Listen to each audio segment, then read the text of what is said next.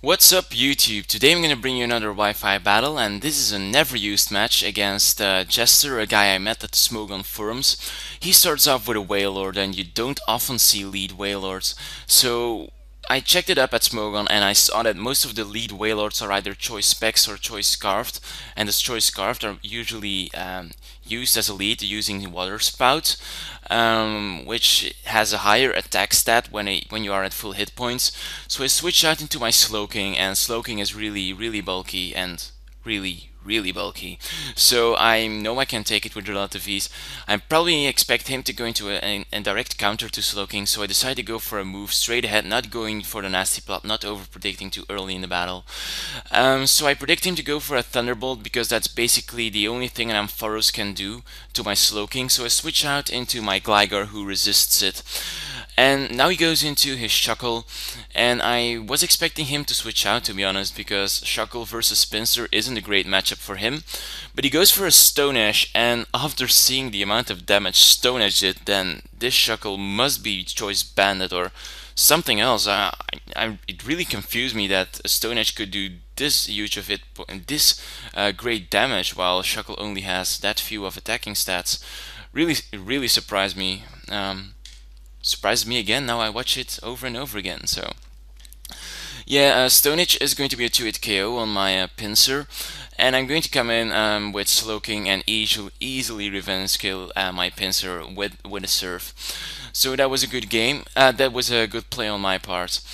So now I'm predicting him to switch back into Ampharos, but he switches out into this thing, which is actually that fossil Pokemon Armaldo.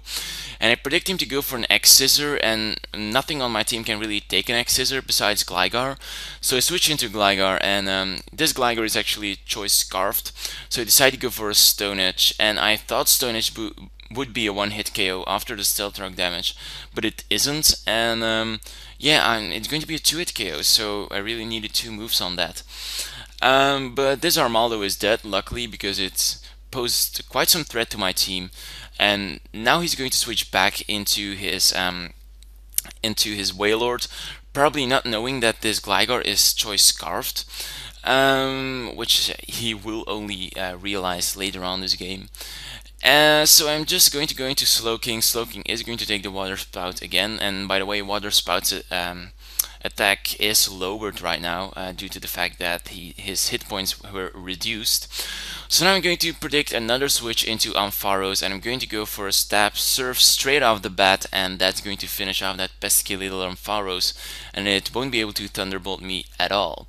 So he's left with three. One of them is his Starbuck, his Relicanth, and this kind of posed a lot of troubles to me. He's going to go for a Head Smash, and I thought that I would be able to take this Head Smash, at least one, and get off a Surf or something, but unfortunately I don't, and he takes some Life Orb or Recoil damage. I'm not sure what that was, but and now he's going to switch out, predicting my Earthquake coming from this Gengar, from this Gligar, that is, lol. And yeah, he goes out into that thing, into that Drifblimp, which dodges the Earthquake, which was a very good move on his part. And now I really wanted to not to deal with this Drifblimp anymore, so I switch out into my Skunky, and I thought that he'd switch out here, so I went for a Pursuit, and luckily I went for the Pursuit and not for the Sucker Punch, because he went for the Will-O-Wisp there, and if I went for the Sucker Punch, then I wouldn't be able to attack him at all, and then I would have been in real trouble. So going for a Pursuit was the best thing I could do, because even after the Will-O-Wisp it's going to be a 2-hit KO. Even though I'm now hit with both Burn and Life Orb, so this Skunky isn't going to last very long. So he's going to go into his Relicanth. I went for a Sucker Punch as somewhat as my last resort, even though he went for a Rock Polish, and I really didn't see that coming because I didn't see any any Life Orb damage, so I thought it was Scarfed or Choice Bandit or so, because it took out my Slowking in one hit. Really, I I really didn't know what kind of Relicanth this was, to be honest.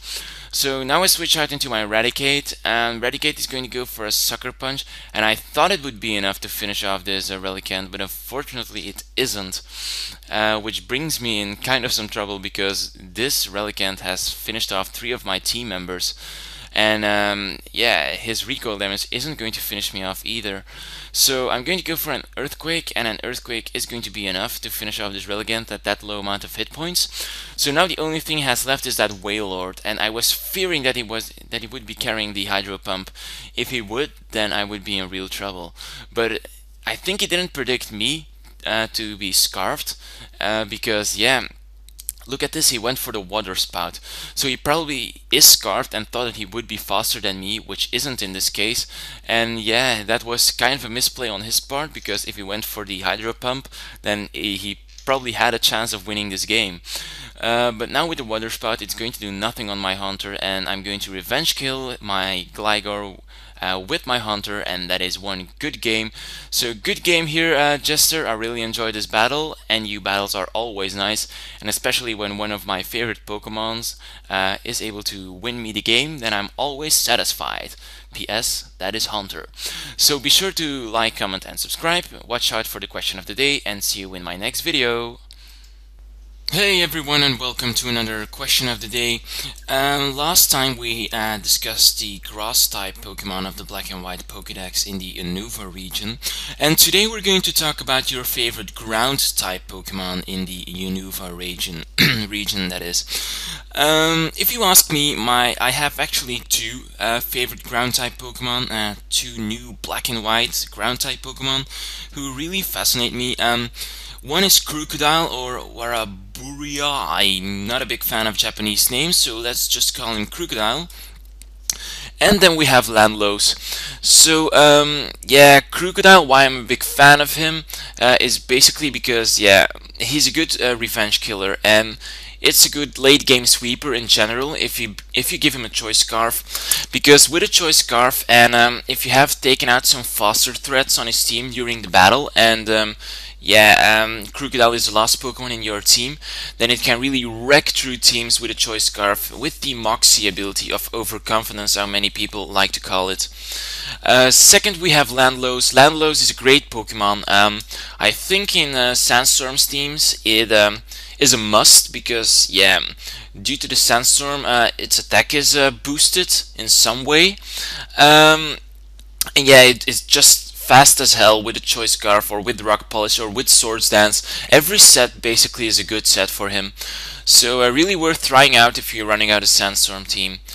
So yeah, that was it. What is your favorite ground type Pokemon in the Black and White Pokédex? Yeah, of the Unova region. So leave your answer as a reply to this video, and see you in my next battle on Monday. So bye!